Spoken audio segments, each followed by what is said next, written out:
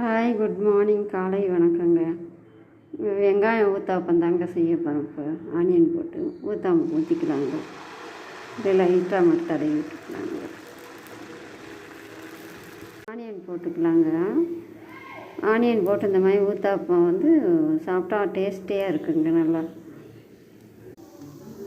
அதோட லைட்டாக இட்லி பொடி தூவிக்கலாங்க. மல்லித்தலை போட்டால் நல்லா இருக்குங்க. இல்லை அதனால லைட்டாக கருவேப்பிலை போட்டுக்கலாங்க. எண்ணெய் ஊற்றிக்கலாங்க. திருப்பி போட்டுக்கலாங்க. நல்லா வெந்துருச்சு, எடுத்துக்கலாங்க.